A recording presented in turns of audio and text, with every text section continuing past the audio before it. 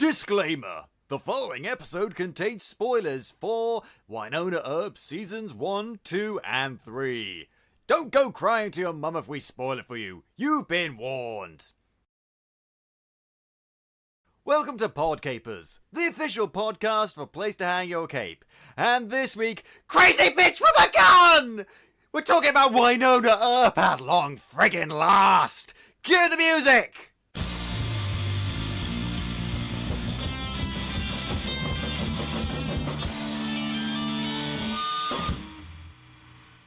Hello there, Capers, and as I said, welcome to PodCapers, the official podcast of a place to hang your cape. My name's Scott James Merridew, and this is the show where I talk about various geek and nerd-related topics, and are joined each week by a very special different guest. Now, my guest today has made comics and webcomics and short films and all sorts of stuff. She's awesome. Give it up, Capers, for Vic Iddstar Hill. Hello. How are you, Vic? I'm super well. How are you? I am doing very well, and you know why I'm doing very well? Because Wynonna Earp Season 3 is here. Yes. It's my reason for existing right now. Yes, screw family members, screw friends, screw professional achievements. It's all about Wynonna Earp. I mean, it starts to feel that way. Like, in all sincerity, my life is very much about Wynonna Earp right now. As well it should be, and as should all of your lives. Also, Capers should be just about that. Like we should start a new cult, the religion of Wynonna Earp. Ominous Deus, the wave hort. I don't know. I don't know. You say that. I don't think you realize how close to actual reality we might be with that. You know, we've got the fandom producing all sorts of things that, you know, by way of fan-made materials, whether it's fan art, whether it's fan-crafted stuff. And people have built and assembled what I can only describe as shrines to the show. I think we all have in our houses, filled with all of the things that we surround ourselves with to show our absolute devotion to the show. I have nothing except for a black badge t-shirt in terms of Wynonna Earp-related merch. I am ashamed of myself. I hang my head in it. Hey, don't think of it as shame. Think of it as an opportunity to get all of that Wynonna Earp themed stuff and to fill your life with Wynonna Earp themed stuff. That's right. Screw you, Deadpool poster. Screw you, all my graphic novels. Screw you, Millennium Falcon toy. Screw you, Sonic Screwdriver. I didn't mean that, Sonic Screwdriver. I love you. Anyway, we could talk about Wynonna Earp for days and days and days. Sadly, we don't have that long. But before we talk about it for any length of time, we need to talk about you, Vic. Who are you? What do you do? Lay bare your soul for the world to see. Well, my name is Vic, as I think you have adequately covered by this point. I think I may have mentioned it at one point or another. It may have come in passing. I know some people have trouble with the name. It's not that complicated, It's like one syllable and 3 letters. For real, I have had people get that name wrong. Vic. Yeah. Someone out there in the world... Do they think you're called like Vike or something? No, they think I'm called Viv. I mean, in fairness, C and V are right next to each other on the keyboard.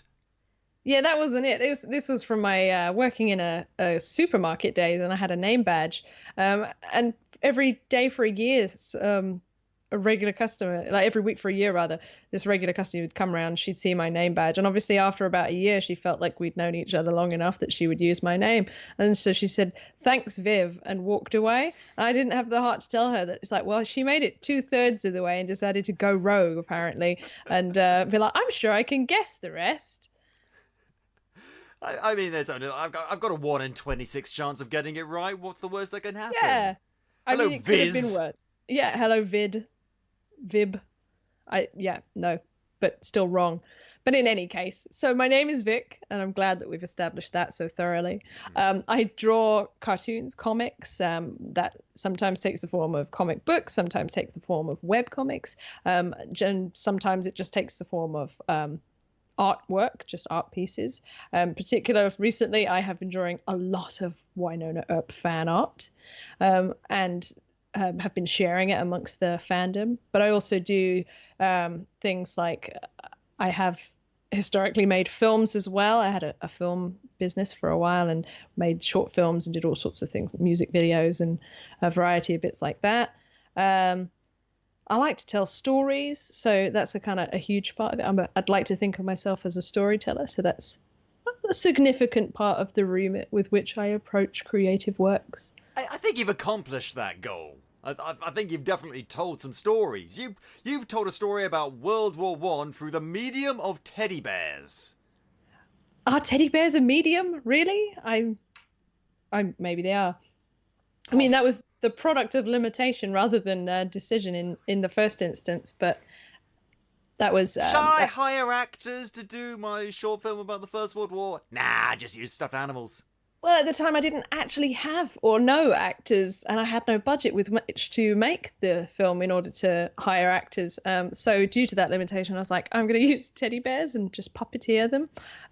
But obviously, turned that on its head, and actually within the context of a film about the war and all this kind of the themes of the loss of innocence and the loss of sort of life and all of that, it worked thematically incredibly well in the end, actually, to have teddy bears, because it's like a proper juxtaposition, to use my favorite word, between that kind of image of innocence and such a kind of a horrific period of time and a horrific series of events. So that worked incredibly well in terms of the context of that. That does not always work. Yeah, it worked on another level. It worked on another level, like thinking about like the generals and the politicians using people as like toys in their petty squabbles.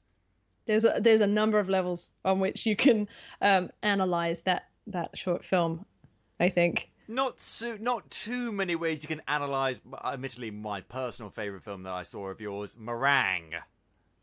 I have no explanation for that other than the fact that it is basically what happened in my head when I was one day talking with someone and remarked that meringue makes me think of cloud and that it looks like a cloud. And that's what occurred to me, the idea that there's somebody up there in the sky scooping up clouds in nets for people to consume as meringue. I mean, where the fuck do meringues actually come from? How do you make a meringue? What even is meringue? Egg. Oh.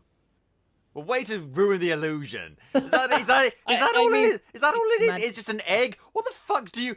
Eggs like that is this magical thing. I must admit, I've never made meringue. I think it's egg whites. And possibly something else. Don't quote me on that. I think you bake it. I don't know. I don't know either. And I don't think anyone knows. It's one of those mysteries of... the world, you know. Let's go with that. That's one of the things you do a lot in a lot of your stuff. You take these random thoughts or happenstances that occur to you or have happened to you, and you put them into your work, like with Button Press. Oh God, yeah. So Button Press was a webcomic I started many years ago now, which for the longest time I wanted to create comics. I wanted to create webcomics because I'd started off as a teenager being thoroughly dissuaded to draw cartoons because my art teacher at school told me verbatim that cartoons are not real art. Which... I humbly invite your art teacher to look at the works of Calvin and Hobbes. Or just about any other cartoonist on Earth. And yeah, I have feelings about this. I have fucking feelings about this. Let me... yeah, cartoons are fucking art. You put pen to paper, or pencil to paper, or paintbrush to paper. It's fucking art. You might not think it's particularly good art. Okay, fair enough. You might not like it personally. Alright, fair enough. But, you know, it is fucking art. It truly is. But, you know, it's quite a damaging approach to take with someone in their kind of formative years. Teacher. I know. I trusted her. You look at these people; they're in this sort of positions of authority to guide and shape young people, and you look at them and you think this person knows. So if this person is teaching me what art is, and they say that this isn't art, that's what you believe. And unfortunately, that was kind of just what happened to me. So for the longest time, it was very sort of demoralizing, I think. And then I got online. I started reading webcomics, and I fell in love with that medium of storytelling. And I tried and failed to start a webcomic over and over again. I tried a lot of different ideas out. Some of them were all right, just, a little bit more work than was realistically sustainable. And some of them were just terrible. But in the end, I started drawing comics. I had a couple of characters that I just sort of made up. And I started drawing using those characters to act out scenarios that were happening to me in real life. So the first few button press comics are word for word real encounters with real people out in the wild, and they're very bizarre, obviously, but you to guys me they were quite foreign in funny. it. Yeah, use foreign. I no idea what was happening that day. Some random girl comes up to us and starts talking to me and my cousin, and that was the product of I don't know, maybe it was my cousin. He was a magnet for those sorts of odd people that would just appear out of nowhere and start making a comic worthy experience for us. But yeah, as the comic kind of goes on, I start playing with some consistent storylines or some story arcs, and it gets a little bit more fictional. But to begin with, absolutely word for word, that was my life. Yeah, and I kind of like that. The like that you put your own experiences on it, because it adds a layer of authenticity, but they're bizarre situations. So it also adds a layer of hilarity. It works on both levels. It's like, this can't possibly be real, but it is, and it's hilarious, which makes me enjoy it all the more. Oh, well, I'm glad you enjoyed it. Yeah, and so I drew that one for several years, and I learned a lot about art in the process as well. It's incredibly valuable. Yeah, you can see in a couple of the early comics, you changing the design of the eyes. Yes. Oh, eyes. I have an eternal struggle drawing eyes because I can never settle on which kind of style of eye I like to draw the best. Dot and circle, full circle with white bits. Yeah, full circle with white bits, but does the outer line go all the way around, or do you leave the little gap in the middle? Or yeah, there's a lot of variations, and I've never quite settled. To this day, I'm still constantly trying out new things. But well, that's good. That means you're not getting stagnant as an artist. You are experimenting.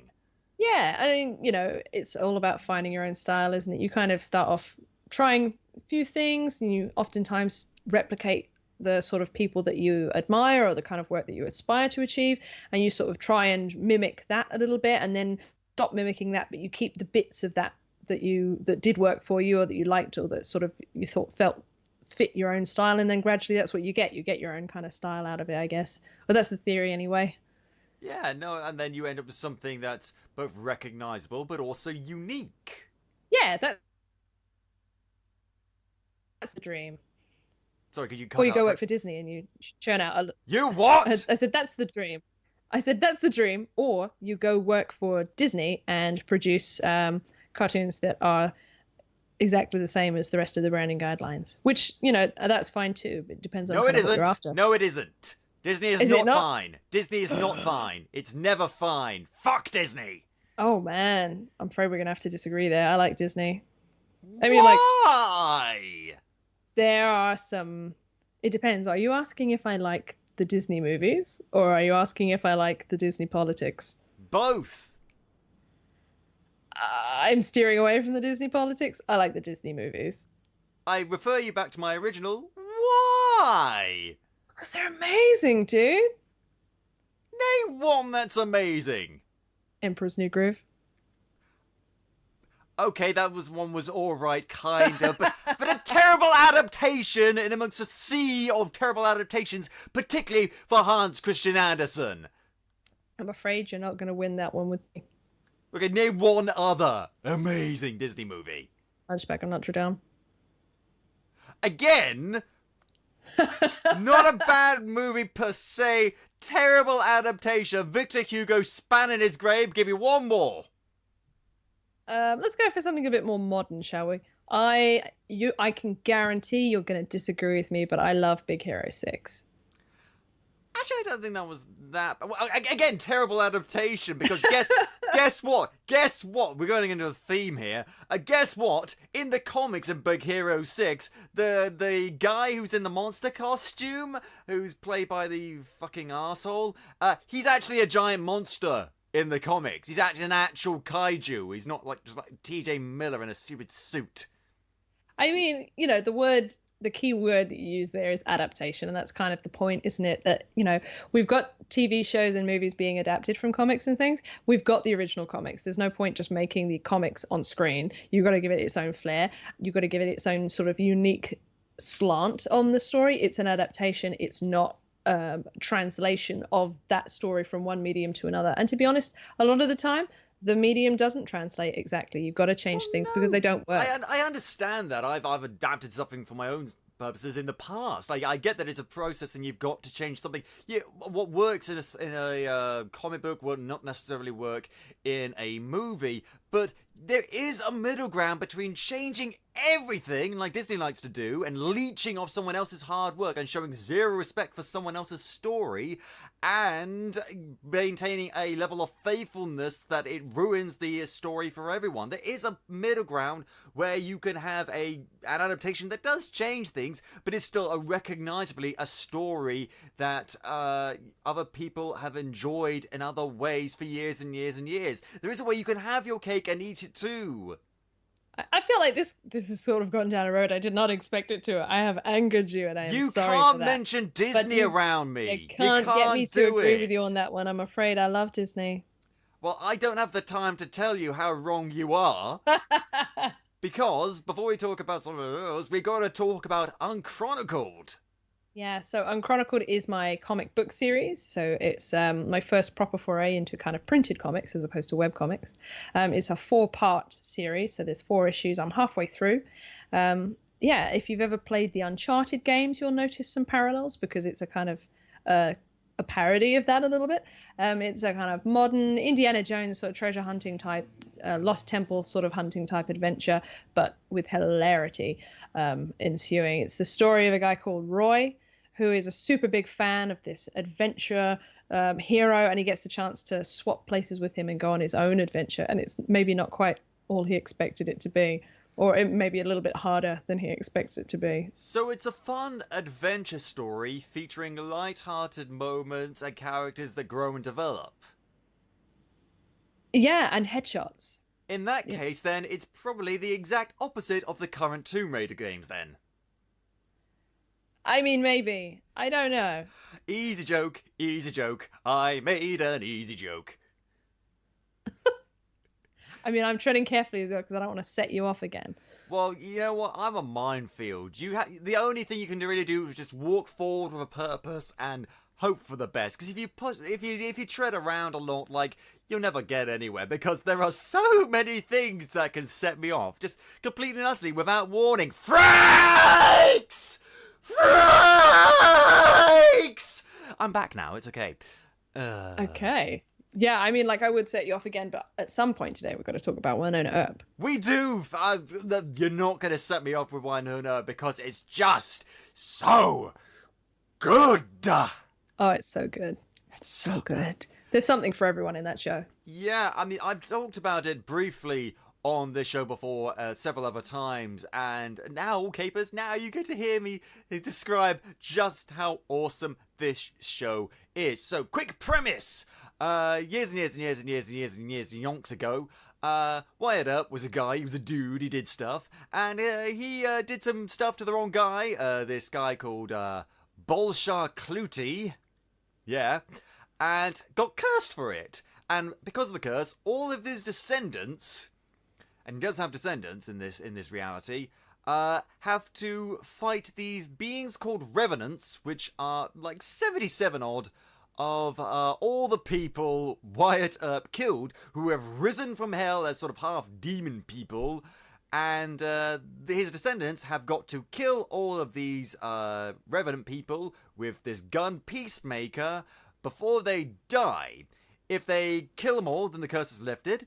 If they don't and they die for whatever reason, then all the people that they killed, all the revenants, come back from hell and the whole thing starts all over again. And this is the scenario with which his current descendant, Wynonna Earp, finds herself in the town of Purgatory in the Ghost River Triangle in Canada, America.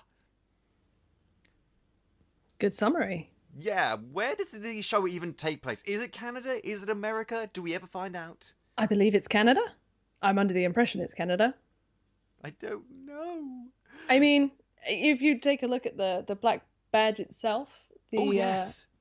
The marshal's badge and all of that, it's all maple leaf. Now, I think there's an American flag and a Canadian flag on it, and the Canadian flag is just much better. I much prefer the Canadian flag. Canada in general, I just prefer. Canada's awesome. I mean, accurate. Yeah. It's like they don't need frills or stuff. They just got like 2 colours and a leaf.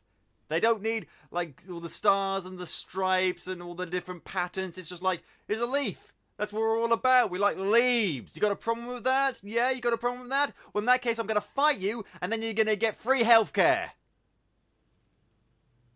Everybody loves Canada. Everybody loves Canada. Except for, 1 or 2 people in a small town in America somewhere. Blame Canada! Blame Canada! Da-da-da-da-da-da-da-da. Canada came along. Da Canada! Blame Canada! They're not a real country. Anyway, don't I don't know. I'm in a singing mood. I don't know why. And Wynonna, thankfully, in this monumental task, has a few allies to back her up. She has her younger sister, Waverly Earp, who is the cutest bunch of cutie lovely goodness Disney princess awesomeness that ever existed. I mean, nobody ever wants anything bad to happen to Waverly Earp. But clearly they understand when they're making the show what makes good compelling television, and thus terrible things keep happening to Waverly Earp. No. Poor girl. Oh no, marshmallow. And also, she is assisted by this guy, we've mentioned before, the Black Badge Division of the Federal Marshals, an agent named Xavier Dawes, my least favourite character. I think that's a shame. I'm allowed to have one, okay? I don't know what it is. Maybe it's just like, I don't like the authority figure archetype. I prefer Wynonna and the rebellious streak of it all. I mean, you need both. You need... and to be fair, Dole starts off being very, like, straight-laced with the rules and the structure and the, protocols and shit. But actually, he's as badass and as do what needs to be done to get the job done as the rest of them. And also, like, he's a teddy bear inside. He's wonderful and lovely.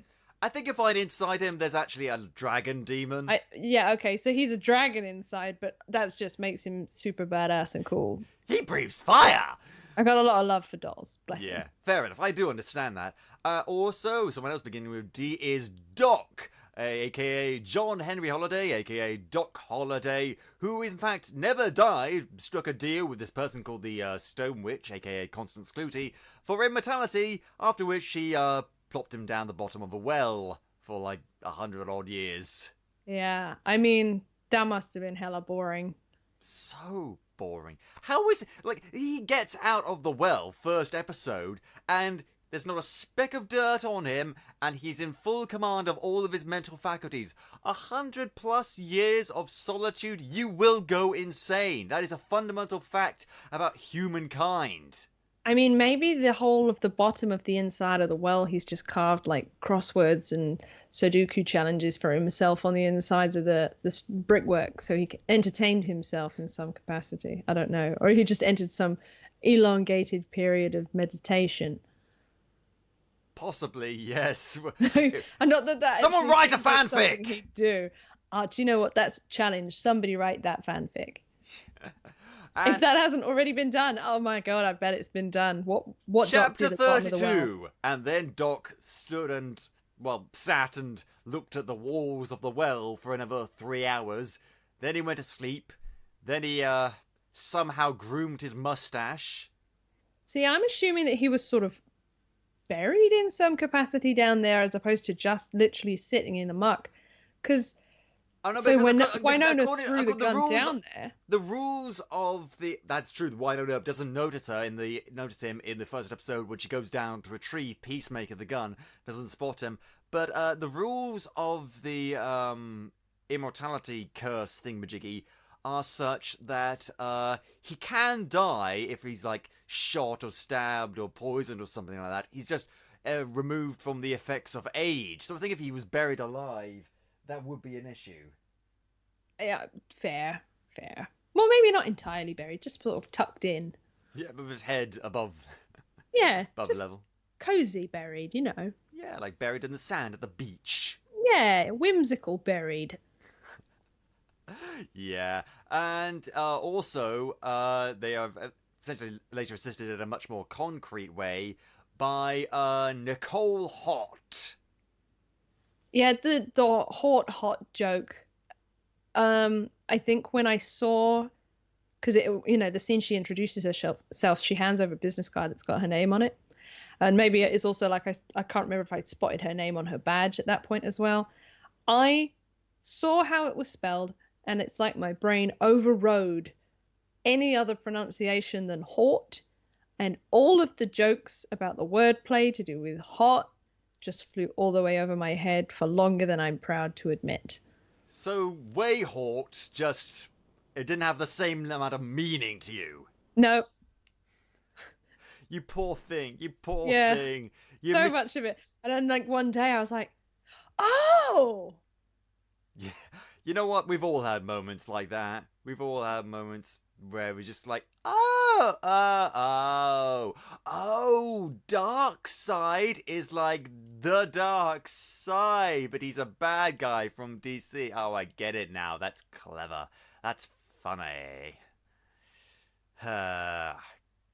We can't function as adults. Yeah, I mean, like I clearly, correct pronunciation due to spelling is what took priority in that instance. But yes, Nicole Hort is a cool character. She's very, very cool. She's a police officer at the Purgatory Police Department, Sheriff Department. Is there a difference? I'm given to understand there's a difference between police and sheriffs. Yeah, sheriffs are elected, I think, as opposed to, or like they're appointed or elected in some instances, as opposed to being sort of hired by the town, I think. Which explains a more recent episode from season 3 where, well, we won't want to give away too much, but actually, no, where we can. It gets to the point where Nicole is up for the job of sheriff, and there's a person she's got to get on her side who isn't too happy about the fact that she's A, not from the town, and B, dun dun dun, gay. I mean, like, I think that's one of the first really homophobic characters that we've had on the show, and they did a really good job of making her seem like an obscene human being. Her name is Bunny. Her prejudice does not extend exclusively to homophobia. She's just an incredibly intolerant and unpleasant person all around, I think, is the idea. So it's nice that that's not been singled out, but it has been addressed, because we do live in a world rife with homophobia. True, but the one thing I didn't kind of like about it is the fact that someone calls her out on it. Says, so are you, you're xenophobic and homophobic. Do you have to pick one? And it's like, and she's like, why not be both? And that sort of put me off a bit, because in the real world, bigots don't want to admit that they're bigots. Maybe not, but again, they were painting a character there, and what she's doing is representing a lot of people, whether they will admit it or otherwise. And I think that there actually are quite a few people who are quite proud to hate people. And it's not really horrible. It's not very rare nowadays where you see Nazis march in the streets and you ask them, "Are you racist?" and they say, "Oh, what, me? No, I'm not racist. No, I just have a swastika tattooed on my forehead." It's a bizarre and, to be honest, quite fucked up world we're living in right now, and I don't know how we got here, but here maybe we've been. I know, to be fair, we've been here the whole time. But, we're shining a spotlight on it now. Yeah. People coming out of the woodwork. That's going down a whole different road that maybe we shouldn't even start today. But, yeah, so, like, dealing with issues such as homophobia, or, dealing with even just having gay characters on the show is one of the things that the show does incredibly well, and is a kind of a champion for representation. And that extends not just representation of gay characters, but representation of people of color, representation of, strong female characters, which is something that you don't get to see enough of in television, like legitimate female characters that are strong with agency, who are intelligent, who are attractive and sexy and allowed to be that without being ditzy or without that being perceived to be a negative thing. In some, some regards where focusing on having any kind of sexual relationships is deemed as, the classic of a man sleeps around and he's a player, a woman sleeps around and she's a slut, and that kind of sluts don't exist. Yeah, and it's really nice that, because that's not what real life is like. That's not how people really, really are. That's a terrible, terrible sort of stereotype that is believed by enough people because it is portrayed over and over again through television shows and movies and things. So it's really great to see a show that is defying tropes and defying stereotypes and showing the real feeling people in the right way. Incredibly, incredibly valuable from the perspective of a gay woman. It is absolutely life altering to start seeing yourself represented in a TV show like that. Yeah, absolutely, because the media we consume informs the society we become, and this is the gold standard for me in terms of how society should be, in terms of the characters we see and the representation, and it's just, oh god, and it's especially great considering the fact that it's not just in front of the screen, it's behind the screen as well, because Emily Andras does such a great job as a showrunner. She's fantastic. She's our Lord and Savior. She is. Long may she reign. Oh. Indeed. Replace Amen with Andras. I mean, like there's Fandras, if you've heard that particular ship name, which is obviously the ship between Andras and the fans. Fandras. Well, she insists it's a deep love. It's a deep love. I mean, to be fair, more than love, it's respect, and that's something that a lot of TV shows don't demonstrate from one to the other. The whole reason I got well, it's funny you mentioned that. The whole reason I got into Wynonna Earp was because I used to watch Supergirl quite a lot. I was into a particular ship on Supergirl. It wasn't a canon ship. Was it Lena Luthor and Supergirl? It was super cool. Oh my god, I just pulled that out of my ass. You did? You didn't know that was a thing? I didn't know. I mean, I it's one of those things where, like, I didn't have confirmation, but I assume. I think we all assumed. And that was the problem, was that then some particular kind of in the behind the scenes, some cast members were particularly dismissive of that ship and the way that fans were choosing to enjoy the show. And it was expressed in an incredibly damaging kind of way, I think, that demonstrated a level of lack of connection with fans and lack of understanding of how fandoms appreciate content, and especially from a show that already did such a great job of portraying a gay couple that received such attention and such love. Yeah. Well, okay, maybe not for you, but other people enjoy it. I have some notes on that particular I have notes thing. on that whole Maybe that show. For another day. Yeah. But, so this show, which I was really into, and the cast kind of, or some particular cast members, were disrespectful of the fandom and of the way we enjoy the show almost, and to the point where it was quite off-putting, and it sort of divided a line of disrespect almost between the show and the fans, or that's how I saw it playing out anyway. And in that process, you feel like the fans have been a little bit rejected by the cast. And you like these two characters? What's wrong with you, people who watch our show that basically we depend on for our salary? I mean, yeah, you're not wrong. But the product of that was that I was on Tumblr. God bless Tumblr. And Tumblr scares me. This fandom came forth and said, hey, I'm really sorry that you're having some trouble with this fandom right now because of, what's going on with this actor who's said this thing in the show. If you want a show that's really positive and where the cast and crew are lovely and super respectful, check out Wynonna Earp. And I did.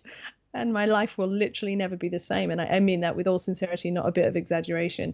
And it kind of starts with the cast and crew, and it starts with the degree to which they are so very cognizant of and respectful of the fandom and the things that are important the things that have been underrepresented or that have been represented poorly or damagingly in shows and things in the past. They know exactly, they've got their finger on the pulse of what needs to be done to put the sort of record straight, as it were, if you'll pardon the reference to straight, because really what they're doing is putting the record gay. It's 20 I got 20 a feeling to set the record gay. It is, like there's a huge proportion of the fandom that seem to be gay, and that is, I think, because it's one of those shows that actually represents us. And it's almost like gay people exist and deserve to be represented in art, which is supposed to be, in my personal definition, is a mirror of humanity. I mean, you've got TV shows that sort of tick a box by having a gay character, and they're like, this is the gay character, and there's Riverdale. The stereotype of the gay character, which actually you can have real people. So you've got this diverse range of characters on Wynonna Earp, and you've got their people of color, people who are women, people who are men, people who are older, people who are younger, people who are straight, people who are gay, people who are bi, although they haven't confirmed that specifically. It's been people who are demons. People who are demons, people who are everything, but actually none of those specific sort of facets of their personality define who they are in entirety. And actually that's what real people are like. And so you've got female characters who are allowed to be strong and badass without having to be cold and unfeeling, because women who have feelings are perceived as weak. In reality, you can have a woman be really strong and she's kicking ass and making cool quips one minute, and then she's crying and sad the next minute because something has hurt her emotionally on such a deep and profound level that she's broken down, and that doesn't detract from her strength as a character, because that's actually what real people are like. That's what real strong women are like. And seeing that, and that just one example, but seeing that's how all the strong women in my life, which admittedly is most of the women, if not 99.99999% of the women are like. It's women are not two-dimensional. Women are not one thing or the other. Gay people are not one thing or the other. And I think it wasn't until I watched the show that I realized how much I was missing that from my life, that representation of seeing, people like me sort of represented realistically and properly and sincerely on screen.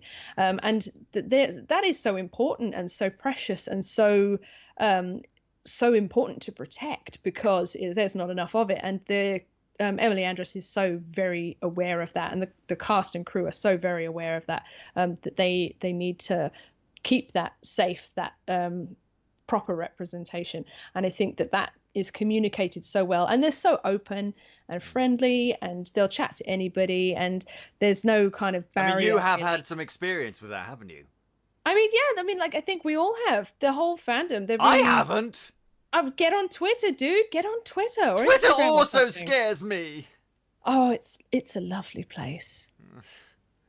Okay, if you say so. You're like my mum saying, Scott, go outside and have fun. Excuse me, Mum, are video games outside? I think not. I promise you, the sunlight won't burn you unless you stand in it directly for ages. You don't know that. There's a reason I live in Scotland. I mean, you said you got sun today. A little bit, yeah, but I haven't been outside. Like, not at all? No.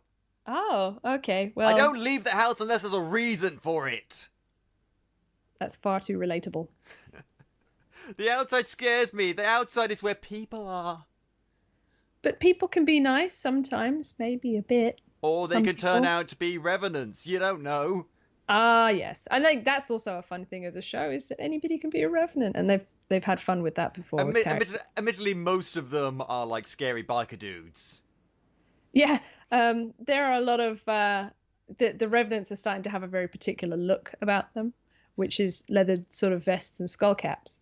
But yeah. But, as you say, sometimes they surprise you. Sometimes they can be people who look particularly nice, or they could be, people who maybe even help the main characters. We'll get on to that in a bit. So I think we should break it down season by season. Season 3 is currently on, so we won't talk about that too much because we don't want to spoil it too much. We might give you a bit of a brief overview. But what we will talk about is Season 1. So the overall arc of Season 1 is A, Wynonna Earp discovering what it means to be the Earp heir.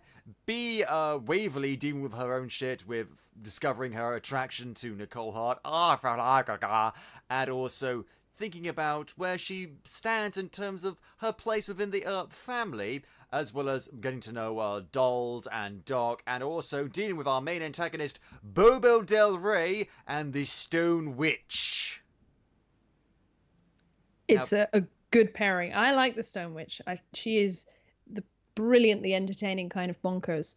Because she wants to resurrect basically her demon son by the aforementioned Bolshar, and she's sort of getting Bobel, the leader of the Revenants, as his help. You call him Bobel?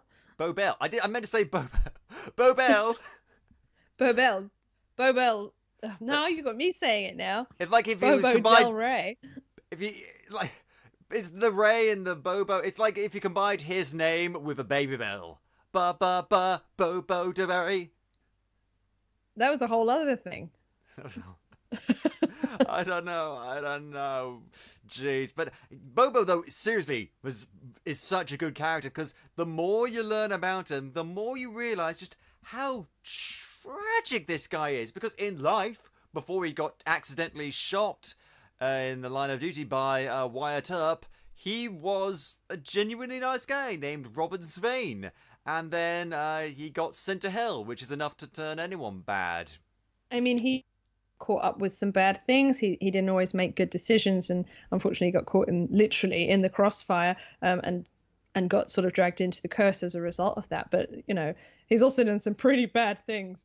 But it's interesting when he starts off, you kind of look at his character and you're like, wow, he's the bad guy. He's quite obviously a bad guy because he's a piece of shit. And then you learn more about his character and you start understanding him. You start finding yourself feeling like a little bit sympathetic, and then you think, oh, poor Bobo. And then you look at the things he's done and you're like, wait, no, he's still an evil piece of shit. But I've been sort of taken on this journey where I'm thinking about his character in a different way, and it's sort of making me question the morality of things. And you've got good characters making arguably bad moral decisions. You've got bad characters who are making kind of good moral decisions. Oh, Doc, why did you do that? Doc, I think is such a great character. You talk about representation with regards to the female aspect. I think Doc is a great character in terms of the male aspect because he is, he's a man's man. He's got a brilliant mustache and facial hair, and he's very rough and ready enough. But he has got this vulnerable side, and he's also very accepting. You think a guy from the far past, like the Wild West, would be very perturbed at the idea of gay people or people of colour working side by side, but he wasn't at all. He's very accepting and very okay with strong women and strong people, and there's no toxic masculinity about him whatsoever. I mean, you say, I think a lot of our cultural homophobia is actually a lot more recently developed than people realise. You go back far enough and no one cared. Yeah, that's a fair point. Yeah, it's been the construct of more recent development. In fact, it's the construct of modern society, isn't it? Damn it, modern society! I knew you were to blame. Usually is, but I mean, like he has got traits that are flawed, and I think that's obviously again always what makes compelling characters, but he's a perfect addition to kind of the ensemble, really, in terms of his balance with regards to the fact that he doesn't seem to have a huge volume of issue with all the strong women around him.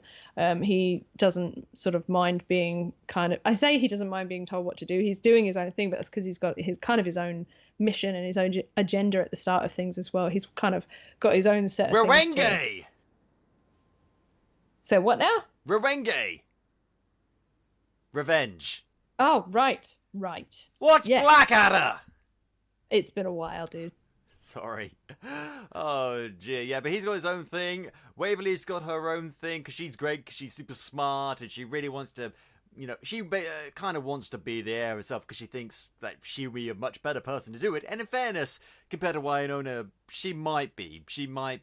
But I think she'd take a very different approach with it. Yeah, but she's also got her own things going on with Nicole. Way hot. Oh my god, this relationship, these characters, because they both stand out as individuals so well, but together. Together. It's nice. The whole sort of history of their relationship throughout the show has just been, it's been painted in a really constructive way. Like they still absolutely, they have their problems. They've had, throughout season 2, especially, you're sort of seeing the conflicts that they've had in their relationships or the things that they haven't quite got right, but that they work through it. But you see a kind of a healthy approach to various parts of the start of the relationship, particularly with Nicole being, she's a very sort of a decent sort of upstanding citizen type, not least because she's sheriff's deputy. She's obviously upholding the law, so she has a fundamental respect for those kinds of, being a decent person and morally good. But more than that, she's such a respectful character. She's respectful of Waverly's kind of space and choices, and is very, very prioritizing of consent when it gets to the point where they actually do have sex in the relationship. She's incredibly, hell-bent, pardoning the pun, on getting consent before anything is done and making sure that that's 100% absolutely clear, which we're in this culture right now where the conversation of consent is particularly topical. So it's really nice. Turns out it's a very good idea to check whether or not someone actually wants to have sex before initiating it. I mean, you say that like it's obvious, and yet somehow it doesn't seem to be obvious to people. And we've got a culture right now where it's coming to light. People are being held accountable for actions in the past where consent hasn't been given the priority it should have been given, to the point where you've got people who are engaged in activities or even just harassed or attacked, and that's fundamentally not okay. But we still have TV shows that don't take the time to outline how important that is. So this is just another thing on the list of many, many things that the Wynonna Earp show is getting right, is taking the time out of the story, not really out of the story, taking the time in the story to make these kind of principles and concepts clear. And what that does is it kind of paints Nicole's character as being an incredibly decent sort of person, and that you kind of want Waverly as well, and you kind of think, yay, Waverly's finally with someone who's decent and not with fuck Champ. Well, no, don't fuck Champ. No, that's no, kind of no, no. Damn it, poor choice of words. No. Champ can get the boot. And they did a good job with him as well, to be fair, painting him as the kind of the epitome of how not to approach a relationship, I think. And he stands in stark contrast to another side character, Nedley. Oh, Nedley. My sweet I love baboon. Nedley. He's such a teddy bear. He is such a teddy bear, and he starts off in the beginning of the series like a sort of like a deuter antagonist. He's like the guy who's like behind Wynonna Earp, constantly like checking, make sure, are you doing something wrong? You do something wrong? Ooh, I'm gonna get you, Wynonna Earp. And then we get to like season 3 now, where we just love him because you see there was a reason for everything he does, and it turns out he's actually been hiding a lot of really important stuff, and he's now sharing it, and he does respect these people, and he does care about these people, and oh god, I mean, like, we see every sort of little bit of information we get about Sheriff Nedley, it just expands his character, and it stays expanded. He doesn't sort of like, right, we've had the one episode of depth about this particular character, and then we all go back to normal next week, where nothing seems to have changed in terms of the overarching plot narrative. When our characters in this show develop, they stay developed, and that development is constructive. Yeah, I mean, Nedley is just, he starts off in that kind of you don't get to know him very well, and then the more the story progresses, the more the characters around him get to know him, the more we get to know him, the more depth you see to his character, and the more you see the impact he's had on the lives of the characters around him, and he's sort of done so in a kind of quiet, stoic, in the background sort of way, and he's not there for the glory, and he's the kind of the steward of the town people. Basically, he is the guardian watching out for the people. So you've got Wynonna Earp and the Black Badge Division, who are fighting the supernatural and bringing down the demons and saving the world kind of mentality, which is super exciting and important. But he's the guy down on the ground making sure that the people are okay while all of that is being done as well. And that's a kind of a very noble, I think, line to walk as well. And his mentoring of Nicole in the same regard is really, really sweet. And then obviously there's super recent developments in the most recent episode with connections to that as well, which is adorable and heartbreaking and lovely and too much. Oh God, we could go on and on about Nelly. We could go on and on about all of these characters, honestly. Yeah. From the ups and downs of Doc's relationship with Wynonna to the ups and downs of Dolls' relationship with Wynonna. Dear God, that's a screwy triangle right there. Jeez. I mean, I don't know. I think I'm Team Dolls personally, but you know what? I am Team Wynonna for the moment, at least on her own. I don't think either of those characters were really truly right for her. I was more Doc than Dolls, but at the same time, like, I got a lot of satisfaction out of her relationship with him and relationship with Doc as well. And it's just, but it's one of those things where it's good in the moment, but when you take a step back and look at it, like, neither of them are right for her. I mean, I agree that she just certainly doesn't need either one of them in order to strike forth. And I just want her to be happy, you know? I wanted to be happy. It's the same ethos as Joss Whedon had for Buffy the Vampire Slayer. When Buffy happy, show bad. I mean, that's a facet of it. Obviously, we've got to have compelling storytelling here as well. And as much as we want to wrap all of our lovely favourite characters up in a nice, safety bubble wrap net. With a big sign out saying don't touch! Don't emotionally scar! This week on Wynonna Earp, nothing at all happens and everybody's happy. That's not going to, cause the drama of conflict. They just eat donuts and drink tea. But that said, I think, the showrunner, Emily Andras, and the writing team do a really great job of throwing at the characters the right kind of challenges and the right kind of conflicts, because it's stuff that they can manage, but it is stuff that's important. It's stuff that they can't always come back from. It's stuff that you can't necessarily undo.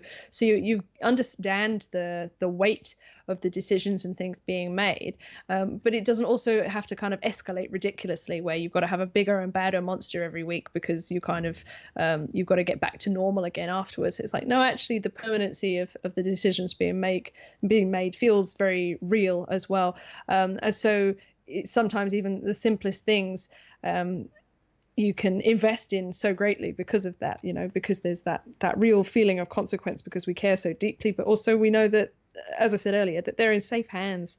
Nothing terrible is going to happen to these characters. There's not going to be any decisions made for the sake of creating drama that will be detrimental to the overall tone of the show or to the story arcs and the things that they've been building. So they're not going to undermine everything that they've built by writing something else later. Because and these consequences and the God, jeez, no, don't. Like even if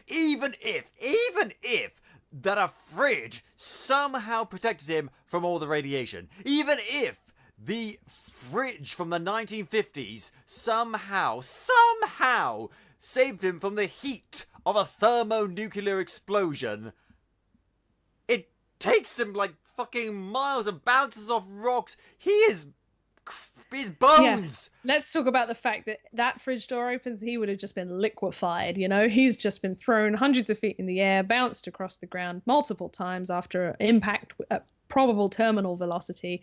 He would have been hella dead. How can I take aliens and, face-melting ghosts seriously, but I can't take that We need to move on. We need to fucking move on. Yeah, we do. That's black hole there. Yeah. Yeah, and so it turns out at the end of season 1 that Wynonna's long-presumed dead sister, Willa, is alive and mind-wiped. Oh no, but oh great, she's back. She gets her memory back. Oh wait, turns out she was kidnapped by Bobo Del Rey, held by him and basically groomed. Let's call it what it is. But now they're together, and she's evil. Oh no! And she's horrible and mean to Waverly. She must die. And then she summons a Cthulhu monster in a bid to try and cross the Ghost River Triangle with Bobo. And they have to kill that. And well, she dies. Yep. And it's obviously also hugely traumatic for Wynonna as well, because she's the one who has to shoot her. Yeah, and then just when we think it's all over, when Bobo's gone and she's gone, Waverly puts her finger in a bunch of black goo left over by the Lovecraft monster, smart, and gets possessed. And that's where we lead into season 2 with Gooverly. Gooverly is such fun.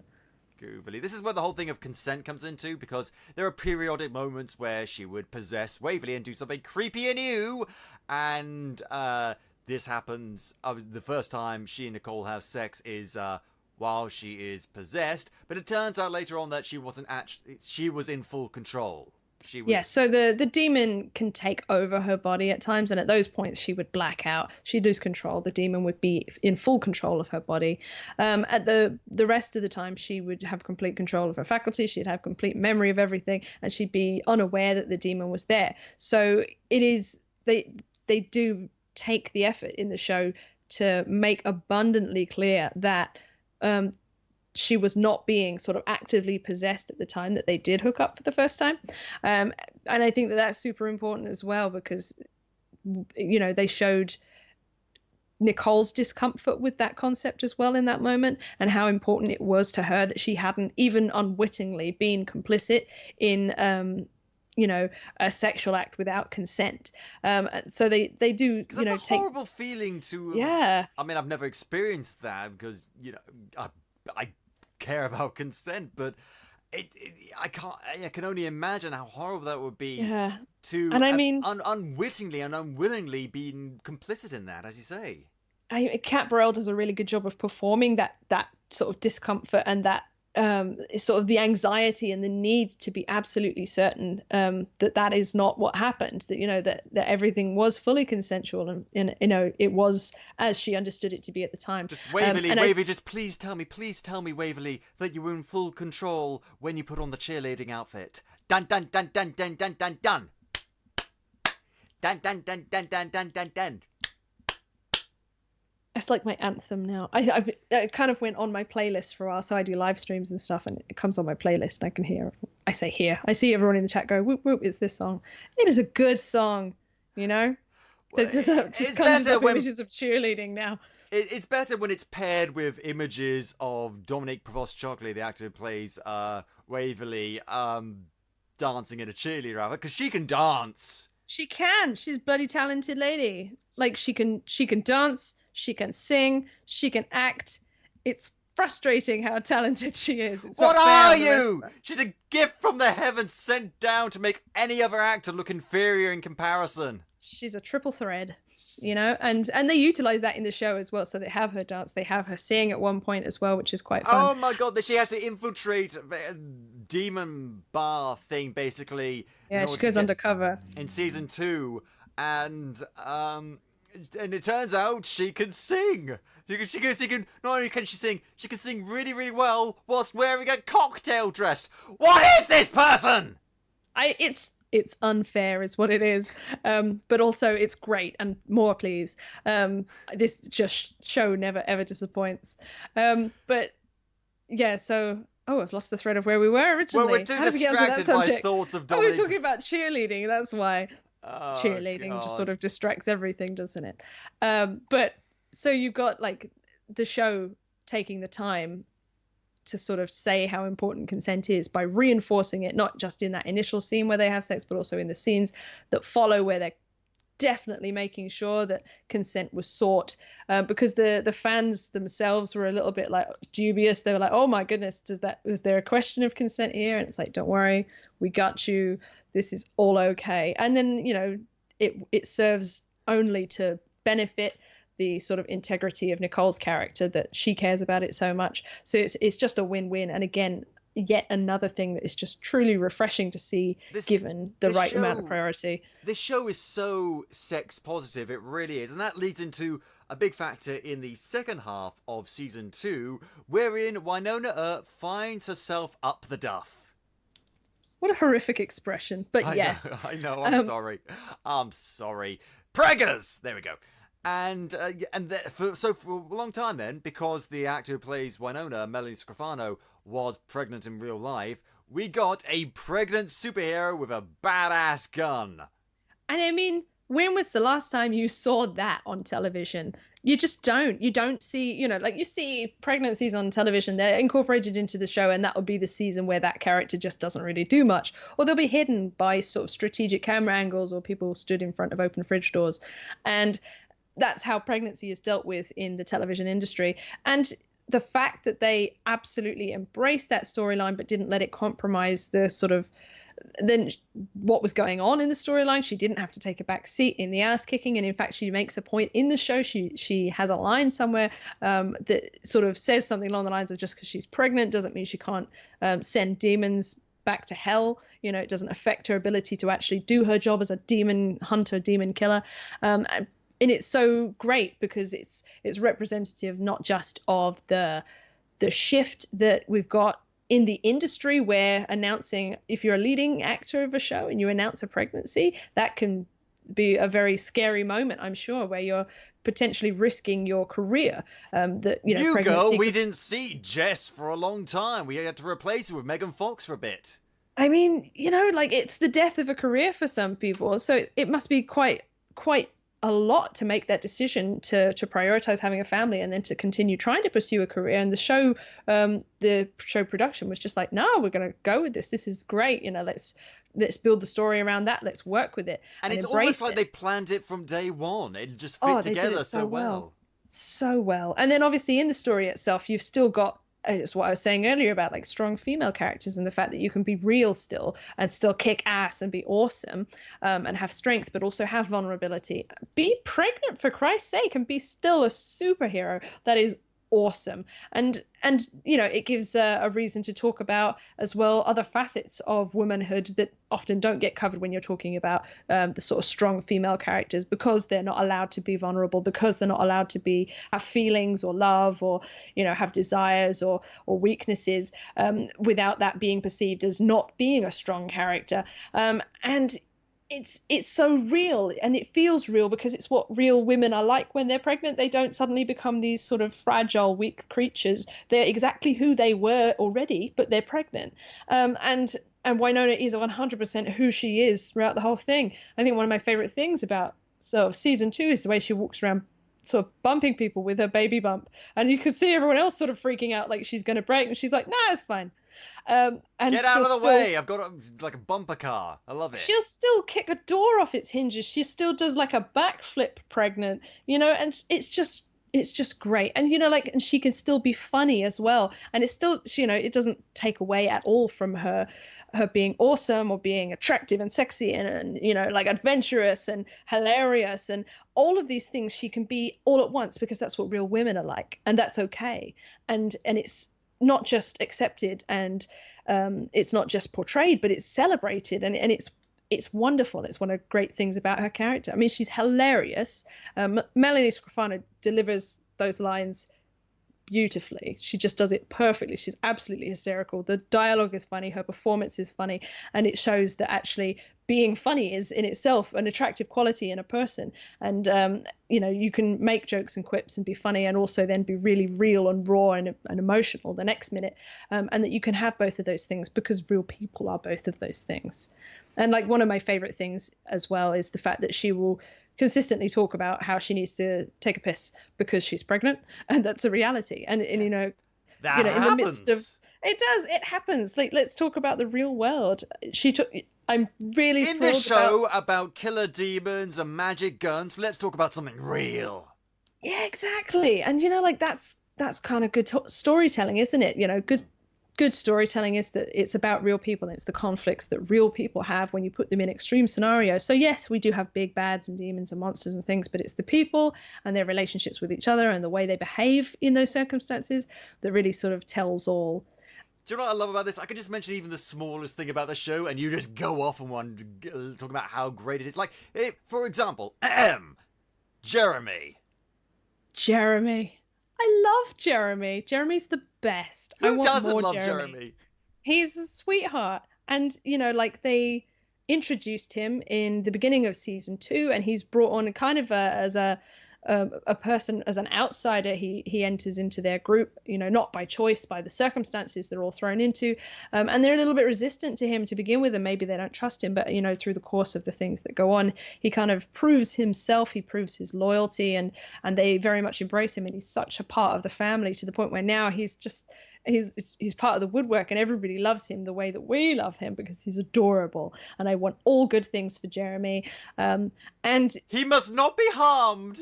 Absolutely. I love Jeremy. I mean, he's funny and he's nerdy, and it's just... But he's his own unique kind of funny. Everyone's a unique kind of funny. Doc has got his own unique sense of humour.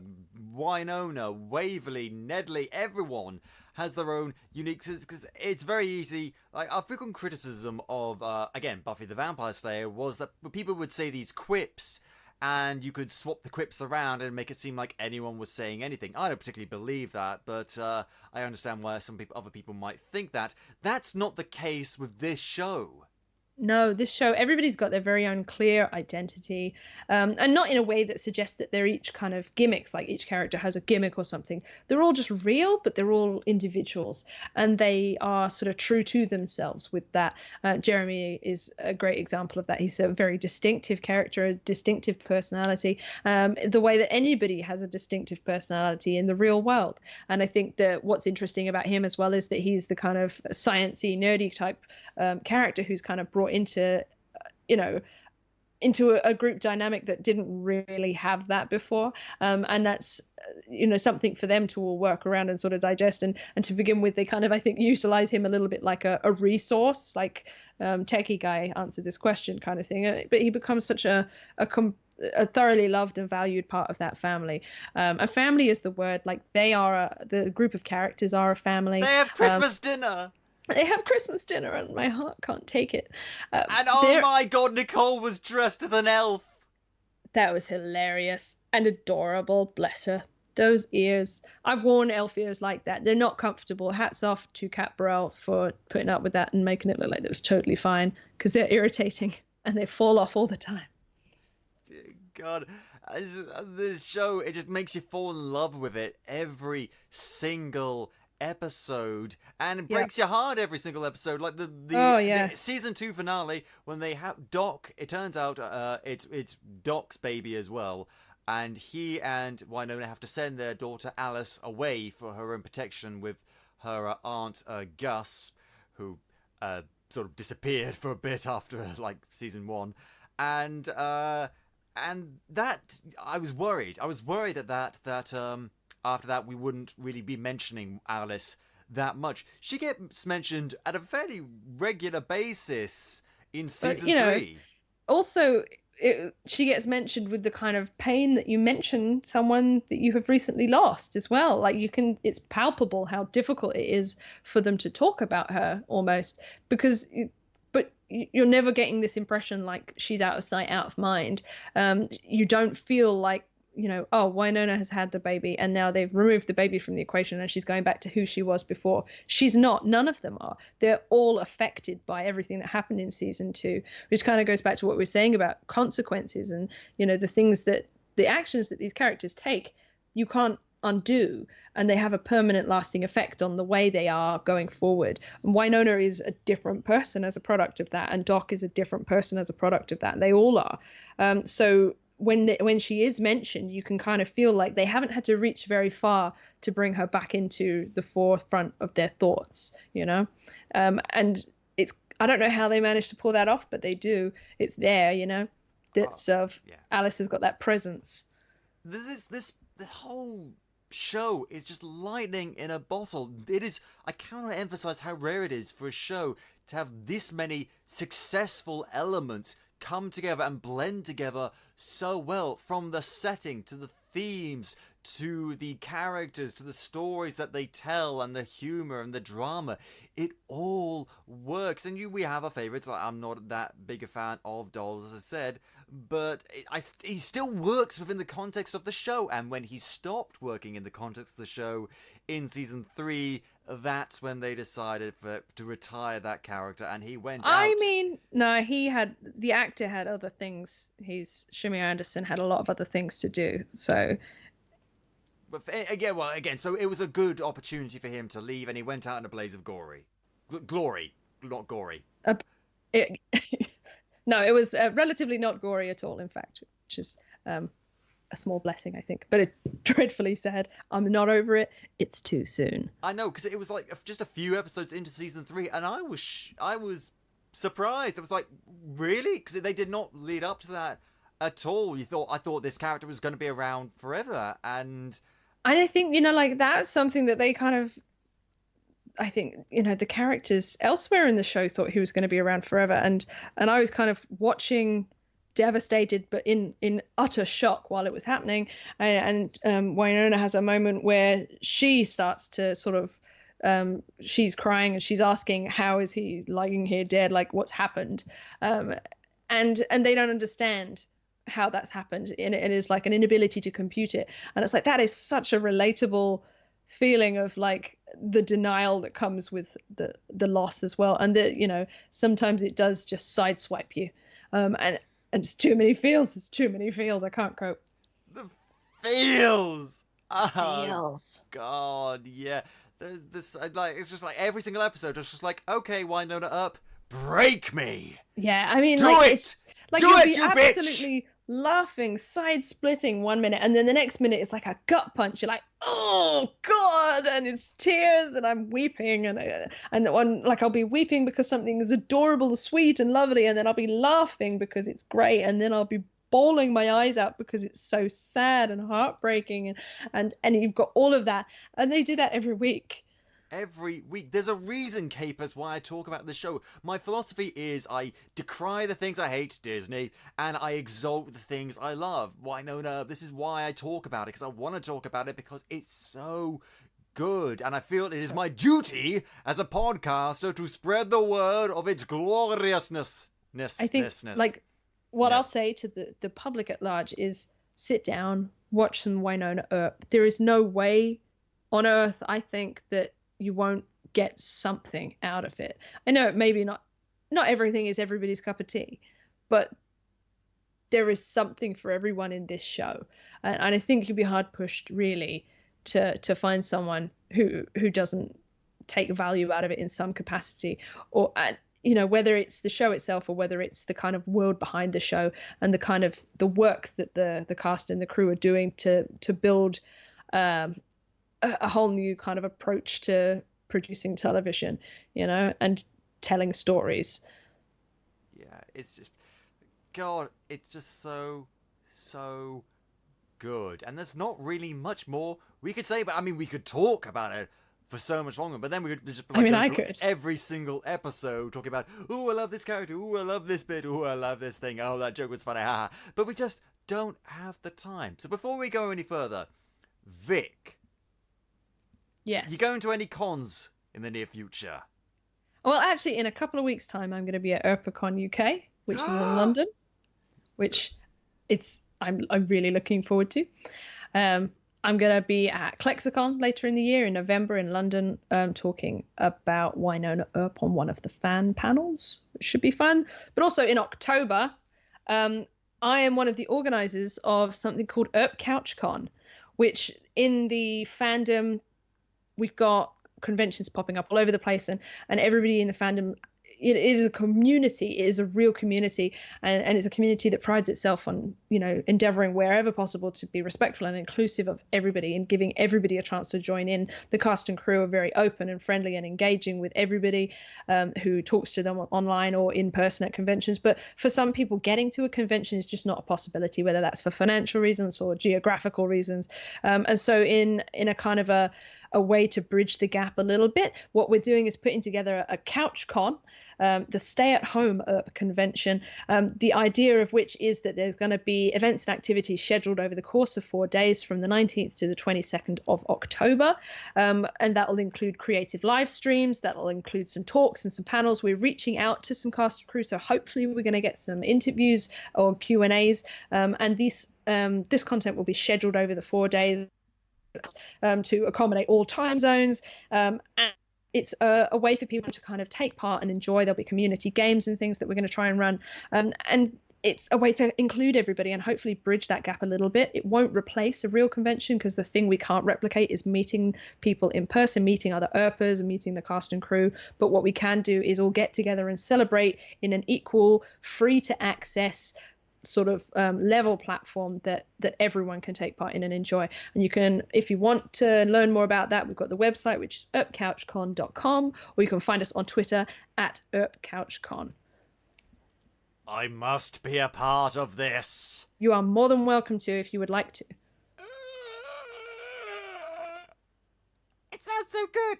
Oh my god. I mean, I hope so. I'm excited. I mean, like, we're pulling together at the minute all the contributors. So we've got some we're announcing contributors at the minute. We're going to be taking applications for the panel soon. So it's all going to start coming together in the next few weeks.